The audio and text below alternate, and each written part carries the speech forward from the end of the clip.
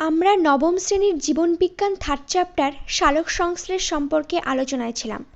আজকে আলোচনা করব সালোকসংশ্লেষের আলোক নিরপেক্ষ দশা বা অন্ধকার দশা সম্পর্কে। এই দশা সম্পর্কে বলার আগে সালোকসংশ্লেষের আলোক দশাটি আরেকবার রিপিট করছি।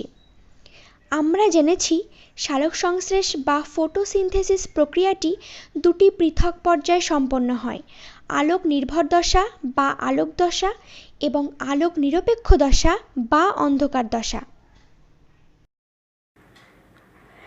আলোক দশাটি সূর্যালোকের উপস্থিতিতে ক্লোরোপ্লাস্টের গ্রানার মধ্যে সম্পন্ন হয়। কোথায়? ক্লোরোপ্লাস্ট অঙ্গাণু এর গ্রানার মধ্যে সালোক সংশ্লেষের আলোক দশাটি সম্পন্ন হয়। যে চাকতির মতো অংশগুলো দেখা যাচ্ছে এগুলোকে বলা হয় গ্রানা, আর এই অংশটিকে বলা হয় স্ট্রোমা, যেখানে অন্ধকার দশা সম্পন্ন হয়। স্ট্রোমাতে সালোক সংশ্লেষের অন্ধকার দশা সম্পন্ন হয়। তো আলোক দশায় প্রয়োজনীয় উপাদানগুলি কি কি? সূর্যালোক, জল, ক্লোরোফিল, এনএডিপি এবং এডিপি। তো এরা কিভাবে আলোক দশাটি সম্পন্ন করে? ক্লোরোপ্লাস্টের মধ্যে দুটো সিস্টেম আছে। একটি ফটোসিস্টেম 1 আর একটি হলো ফটোসিস্টেম 2। এই দুটো আলোকতন্ত্র গঠন করার উদ্দেশ্য হলো, দেখো, সূর্যালোকের আলো ক্লোরোফিলের ওপরে এসে পড়ে, সূর্যালোকের আলো এসে পড়ছে। তো সূর্যালোকের আলো যদি সরাসরি ক্লোরোফিলের উপর এসে পড়তো তবে ক্লোরোফিলের অণুগুলো আলোক জারণ হওয়ার ফলে নষ্ট হয়ে যেত। তার জন্য কিন্তু সালোক সংশ্লেষ ঘটতো না। এবার এই আলোকতন্ত্র গঠন হওয়ার ফলে সূর্যালোকের আলোগুলো বিভিন্ন অণুর মাধ্যমে ভেদ করে ক্লোরোফিলে এসে পৌঁছচ্ছে। তো ক্লোরোফিলের অণুগুলো তার চারপাশে ক্যারোটিন, জ্যান্থোফিল নিয়ে রিয়াকশন সেন্টার গঠন করে, অর্থাৎ বিক্রিয়া কেন্দ্র গঠন করে। ঠিক আছে? তো কি হয়? ক্লোরোফিল অণুগুলো তার চারপাশে ক্যারোটিন, জ্যান্থোফিল নিয়ে বিক্রিয়া কেন্দ্র গঠন করে। কেন? কারণ সূর্যালোকের আলো সরাসরি যদি এই ক্লোরোফিলগুলো যদি শোষণ করে তবে ক্লোরোফিলগুলো নষ্ট হয়ে যাওয়ার সম্ভাবনা থেকে যায়। তার জন্য এই অণুগুলোর মাধ্যমে ক্লোরোফিলগুলো বিক্রিয়া কেন্দ্র গঠন করে। সূর্যালোকের আলোক শক্তি বিভিন্ন অণুর মধ্যে দিয়ে শক্তি খরচ হয়ে ক্লোরোফিলে এসে পৌঁছায়। অর্থাৎ ক্লোরোফিল 700 ন্যানোমিটার তরঙ্গদৈর্ঘ্যযুক্ত ফোটন কণা শোষণ করে PS1-এ। PS2-তে ক্লোরোফিল 680 ন্যানোমিটার তরঙ্গদৈর্ঘ্যযুক্ত ফোটন কণা শোষণ করে। এর ক্ষেত্রেও তাই হয়। এই PS2 এর ক্ষেত্রেও তাই হয়। সূর্যালোক বিভিন্ন অণু ভেদ করে এসে শক্তি খরচ করে এই ক্লোরোফিলে এসে পৌঁছায়। এরপরে ক্লোরোফিল এই ফোটন কণা শোষণ করার পরে উত্তেজিত এবং সক্রিয় হয়ে ওঠে। ক্লোরোফিল সক্রিয় এবং উত্তেজিত হয়ে যাওয়ার ফলে ক্লোরোফিলের বাইরের কক্ষ থেকে একটি ইলেকট্রন বেরিয়ে যায়। এই PS1-এর ক্লোরোফিল থেকেও একটি ইলেকট্রন বেরিয়ে যায়, PS2-এর ক্লোরোফিল থেকেও একটি ইলেকট্রন বেরিয়ে যায়। তো PS1-এর ক্লোরোফিল থেকে ইলেকট্রন বেরিয়ে গেলে কি হবে? এখানে ইলেকট্রনের ঘাটতি পড়ে যাবে। তো এই ঘাটতি পূরণ করবে কে? এই ক্লোরোফিল থেকে যে ইলেকট্রন নির্গত হয়েছে সেই ইলেকট্রন বিভিন্ন বাহকের মাধ্যমে বাহিত হয়ে PS1-এর ক্লোরোফিলে এসে পৌঁছায়। তার ফলে এই ক্লোরোফিলের ইলেকট্রন ঘাটতি পূরণ করে। PS1-এর ক্লোরোফিলও কিন্তু সক্রিয় এবং উত্তেজিত হয়ে ওঠার পরে ইলেকট্রন ত্যাগ করে। সেই ইলেকট্রন বিভিন্ন বাহকের মাধ্যমে বাহিত হয়। এবার দেখো, PS1-এর যখন ইলেকট্রন ঘাটতি পড়ল, সেই ঘাটতি পূরণ করলো কে? PS2-এর ক্লোরোফিল। তো এবার PS2-এর ইলেকট্রন ঘাটতি কে পূরণ করবে? জল H+ এবং OH- ভেঙে OH অর্থাৎ হাইড্রক্সিল আয়ন থেকে ইলেকট্রন, যে ইলেকট্রন নির্গত হবে সেই ইলেকট্রনকে নেবে ক্লোরোফিল, PS2 এর ক্লোরোফিল। তার ফলে এখানকার ইলেকট্রন ঘাটতি পূর্ণ হয়ে গেল। এরপরে এই হাইড্রক্সিল আয়ন থেকে ইলেকট্রন বিচ্যুত হয়ে হাইড্রক্সিল মূলক গঠিত হয়। কি গঠিত হয়? হাইড্রক্সিল মূলক। এই 4 অণু হাইড্রক্সিল মূলক থেকে প্রথমে 2 অণু হাইড্রোজেন পারঅক্সাইড, এবং পরবর্তী পর্যায়ে 2 অণু জল এবং অক্সিজেন পরিবেশে নির্গত হয়। তাহলে দেখো, সালোক সংশ্লেষ প্রক্রিয়ার সময় আমরা যে রাসায়নিক বিক্রিয়া পড়েছিলাম তার মধ্যে তো অক্সিজেন একটি উপজাত পদার্থ, সালোক সংশ্লেষ প্রক্রিয়ায় অক্সিজেন একটি উপজাত পদার্থ, তো সেই অক্সিজেন কিন্তু আমরা পেয়ে গেলাম। এবার দেখো, PS1 এর ক্লোরোফিল থেকে যে ইলেকট্রন বের হয় সেই ইলেকট্রন বিভিন্ন বাহকের মাধ্যমে বাহিত হয়। এরপরে পাতায় উপস্থিত একটি যৌগ যার নাম NADP। NADPর পুরো নাম হলো নিকোটিনামাইড অ্যাডেনাইন ডাইনিউক্লিওটাইড ফসফেট। এই NADP যৌগটি হাইড্রোজেন গ্রাহক হিসেবে কাজ করে। NADP যৌগ ইলেকট্রন বাহকের মাধ্যমে H+ আয়নের সঙ্গে যুক্ত হয়ে NADPH+H+ গঠন করে। তো NADPH+ কোথা থেকে পেল? জল থেকে যে H+ পাওয়া গেছে, এই H+ সরাসরি NADPর সঙ্গে H+ যুক্ত হয়ে NADPH+H+ গঠন করে। এই ইলেকট্রন স্থানান্তরের সময় এখানে আরেকটি ঘটনা ঘটে, সেটি হলো পাতায় উপস্থিত ADP অর্থাৎ অ্যাডিনোসিন ডাইফসফেট অজৈব ফসফেটের সঙ্গে যুক্ত হয়ে ATP উৎপন্ন করে, অর্থাৎ অ্যাডিনোসিন ট্রাইফসফেট উৎপন্ন করে। এই ATPর মধ্যেই কিন্তু শক্তি সঞ্চিত থাকে। এখানে এক অণু ATP উৎপন্ন হয়। এই ATPকে বলা হয় এনার্জি কারেন্সি।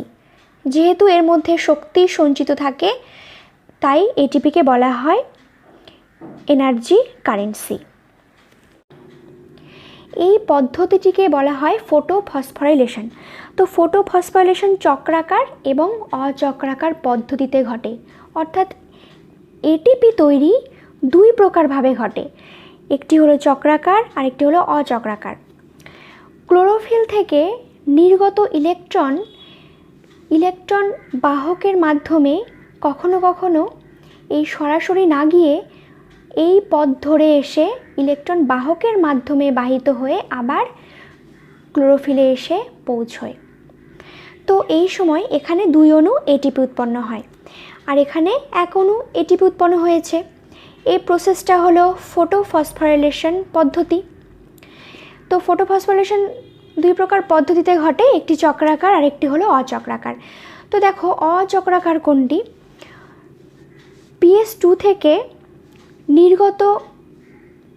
PS2 এর ক্লোরোফিল থেকে নির্গত ইলেকট্রন যখন বিভিন্ন বাহকের মাধ্যমে বাহিত হয়ে PS1 ক্লোরোফিলে এসে পৌঁছায় তখন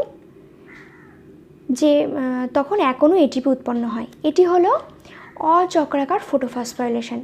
আর চক্রাকার কোনটি? PS1 এর ক্লোরোফিল থেকে নির্গত ইলেকট্রন বিভিন্ন বাহকের মাধ্যমে বাহিত হয়ে আবার PS1 ক্লোরোফিলে এসে পৌঁছয়, তো তখন 2 অণু ATP উৎপন্ন হয়। এটি হলো চক্রাকার ফটোফসফোরাইলেশন। আর এটি হলো অচক্রাকার ফটোফসফোরাইলেশন। এবার দেখো, যেহেতু এটি একটি জেড আকৃতি ধারণ করেছে, কি আকৃতি? জেড আকৃতি ধারণ করেছে, তাই এটিকে বলা হয় জেড প্রকল্প বা জেড স্কিম। ঠিক আছে, তাহলে আমরা আলোক দশা থেকে কি কি অন্তিম পদার্থ পেলাম? কি কি পেলাম? অক্সিজেন, জল, NADPH প্লাস H প্লাস এবং এটিপিগুলো পেলাম। সালোক সংশ্লেষে আলোক দশার পরেই এই দশাটি ক্লোরোপ্লাস্টের স্ট্রোমা অঞ্চলে ঘটে। অন্ধকার দশাটি ক্লোরোপ্লাস্টের স্ট্রোমা অঞ্চলে ঘটে। এই দশায় আলোর কোনো প্রয়োজন হয় না বলে একে আলোক নিরপেক্ষ দশা বা অন্ধকার দশা বলে। বিজ্ঞানী ব্ল্যাকম্যান প্রথম অন্ধকার বিক্রিয়াটি লক্ষ্য করেন বলে এই বিক্রিয়াটিকে ব্ল্যাকম্যান বিক্রিয়া বলা হয়। তো অন্ধকার দশার প্রধান উপাদানগুলি হলো CO2, RUBP, NADPH এবং ATP। অন্ধকার বিক্রিয়ায় কি হয়? এই পর্যায়ে কোষস্থ 5 কার্বনযুক্ত যৌগ RUBPর পুরো নাম রাইবিউলোজ বিসফসফেট। RUBPর নাম হলো রাইবিউলোজ বিসফসফেট। এই RUBP কি করে? বায়ুমণ্ডলের কার্বন ডাইঅক্সাইডের সঙ্গে যুক্ত হয়ে 3 কার্বনযুক্ত স্থায়ী যৌগ ফসফোগ্লিসারিক অ্যাসিড বা PGAর পুরো নাম হলো ফসফোগ্লিসারিক অ্যাসিড তৈরি করে। তাহলে এটি 6 অণু RUBP 6 অণু কার্বন ডাইঅক্সাইডের সঙ্গে যুক্ত হয়ে 3 কার্বনযুক্ত 12 অণু ফসফোগ্লিসারিক অ্যাসিড তৈরি করে। এখানে CO2 থেকে কার্বনের এই CO2 থেকে C এর কোষস্থ যৌগে অঙ্গীভূত হওয়াকে বলা হয় অঙ্গারাত্মীকরণ। অর্থাৎ এই কার্বন ডাইঅক্সাইডের কার্বন এই যৌগের মধ্যে স্থানান্তরিত হওয়াকে বলা হয় অঙ্গার আত্মীকরণ। এরপরে PGA কি করে? দেখো, আলোক দশায় আমরা পেয়েছিলাম NADPH প্লাস H প্লাস। এই দশায় এই যৌগটি হাইড্রোজেন অপসারিত করে NADPতে পরিণত করে, অর্থাৎ জারিত হয়। আর কাকে বিজারিত করে? PGAকে, ফসফোগ্লিসারিক অ্যাসিডকে বিজারিত করে তৈরি করে ফসফোগ্লিসারালডিহাইড। এটিও 12 অণু ছিল, এটিও 12 অণু। তাহলে 12 অণু PGA অর্থাৎ 12 অণু ফসফোগ্লিসারিক অ্যাসিড বিজারিত হয়ে 12 অণু ফসফোগ্লিসারালডিহাইড গঠন করে। এই বিজারিত হওয়ার সময় এখানে শক্তি খরচ হয়। কি হয়? শক্তি খরচ হয়, অর্থাৎ ATP ভেঙে ADP তৈরি হয়। এরপরে 12 অণু PGLD অর্থাৎ 12 অণু ফসফোগ্লিসারালডিহাইড থেকে 10 অণু ফসফোগ্লিসারালডিহাইড বিভিন্ন অন্তর্বর্তী যৌগ তৈরির দ্বারা পুনরায় 6 অণু RUBPতে পরিণত হয়। এরপরে আবার ফসফোগ্লিসারিক অ্যাসিড ফসফোগ্লিসারালডিহাইড তৈরি করতে থাকে, অর্থাৎ RUBPর পুনরুৎপাদন ঘটে। দেখো, 12 অণু ফসফোগ্লিসারালডিহাইড থেকে 10 অণু ফসফোগ্লিসারালডিহাইড বিভিন্ন অন্তর্বর্তী যৌগের মাধ্যমে পুনরায় RUBPতে পরিণত হয়। তো বাকি 2 অণু PGALD বা ফসফোগ্লিসারালডিহাইড কি করে? 1 অণু গ্লুকোজ উৎপন্ন করে। এই 2 অণু ফসফোগ্লিসারালডিহাইড কি করে? 1 অণু গ্লুকোজ উৎপন্ন করে। তাহলে এটি হচ্ছে 3 কার্বনযুক্ত, আর এটিও তাহলে 3 কার্বনযুক্ত অর্থাৎ 3 দুগুণ 6 কার্বনযুক্ত ফসফোগ্লিসারালডিহাইড, আর এটিও 6 কার্বনযুক্ত গ্লুকোজ। এই গ্লুকোজ জল বিয়োজনের মাধ্যমে শ্বেতসার উৎপন্ন করে, যা সঞ্চয়ী অঙ্গে জমা হয়। এবার দেখো, বিজ্ঞানী কেলভিন এই চক্রটি প্রথম প্রদর্শন করেন, সেই জন্য এই চক্রের নাম কেলভিন চক্র। এই চক্রের আরেকটি নাম রয়েছে, যেটি হলো C3 চক্র বলা হয়। কেন? কারণ এই চক্রে প্রথম উৎপাদিত স্থায়ী যৌগ হলো 3 কার্বনযুক্ত ফসফোগ্লিসারিক অ্যাসিড, তাই কেলভিন চক্রকে C3 চক্র বলা হয়।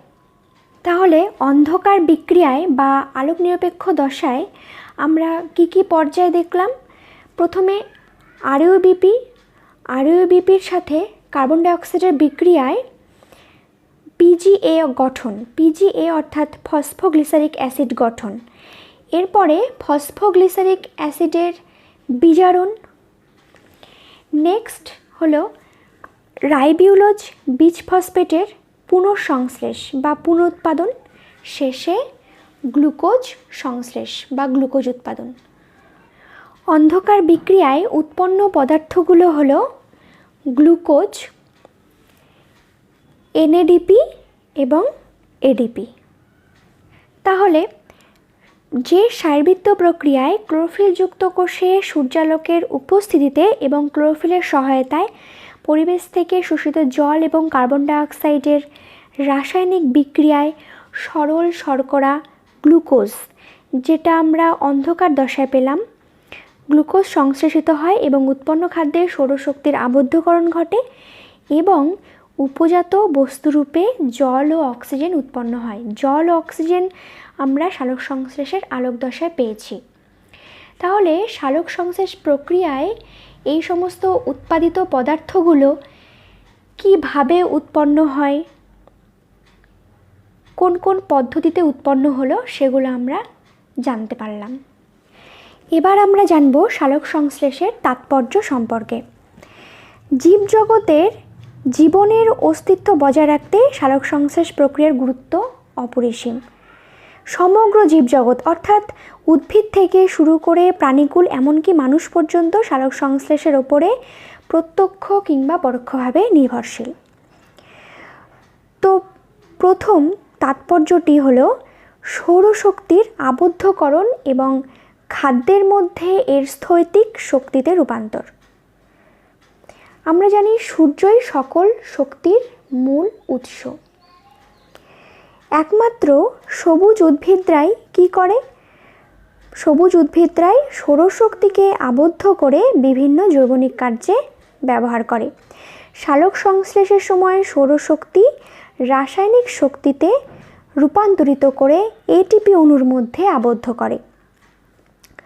সেই শক্তি আবার উৎপন্ন খাদ্য অর্থাৎ গ্লুকোজের মধ্যে স্থৈতিক শক্তিরূপে সঞ্চিত হয়।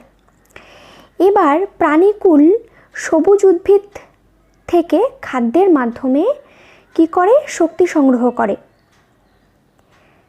খাদ্য মধ্যস্থ এই স্থৈতিক শক্তি প্রাণীদের দেহকোষে খাদ্যের জারণ প্রক্রিয়ায় গতিশক্তি উৎপন্ন হয়। এই স্থৈতিক শক্তি কি হয়? প্রাণীদের দেহকোষে খাদ্যের জারণ প্রক্রিয়ায় গতিশক্তি উৎপন্ন করে।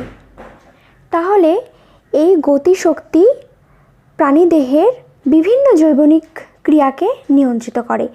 এইভাবে প্রত্যক্ষ বা পরোক্ষভাবে সবুজ উদ্ভিদ পৃথিবীর সমস্ত প্রাণীকে শক্তির যোগান দেয়। এরপরে দেখো, অক্সিজেন এবং কার্বন ডাইঅক্সাইডের ভারসাম্য রক্ষা করে সালোক সংশ্লেষ। কি করে? বায়ুমণ্ডলের অক্সিজেনের পরিমাণ কত? 20.60% এবং কার্বন ডাইঅক্সাইডের পরিমাণ 0.03%। তো উদ্ভিদ ও প্রাণী দিনরাত্রি শোষণের জন্য কি করে? শোষণের জন্য অক্সিজেন গ্রহণ করে এবং কার্বন ডাইঅক্সাইড ত্যাগ করে। অক্সিজেন গ্রহণ করছে শোষণের জন্য, তারপরে কার্বন ডাইঅক্সাইড ত্যাগ করে। ফলে বায়ুমণ্ডলে অক্সিজেনের পরিমাণ কমে যায় এবং কার্বন ডাইঅক্সাইডের পরিমাণ বেড়ে যায়। কিন্তু উদ্ভিদকুল সালোক সংশ্লেষ প্রক্রিয়ায় বায়ুমণ্ডলের কার্বন ডাইঅক্সাইড শোষণ করে। উদ্ভিদ কি করে? সালোক সংশ্লেষের জন্য কার্বন ডাইঅক্সাইড গ্রহণ করে বায়ুমণ্ডল থেকে এবং অক্সিজেন ত্যাগ করে অক্সিজেন এবং CO2 এদের ভারসাম্য বজায় রাখে। তো আজকের লেসন থেকে তোমাদের যেগুলো পড়তে হবে সেগুলো হলো সালোক সংশ্লেষের আলোক বিক্রিয়াটি সম্পর্কে লেখো, সালোক সংশ্লেষে ক্লোরোফিল এবং সূর্যালোকের ভূমিকা কী, সালোক সংশ্লেষের কেলভিন চক্র অর্থাৎ অন্ধকার দশা সম্পর্কে ব্যাখ্যা করো এবং সালোক সংশ্লেষের তাৎপর্য কী।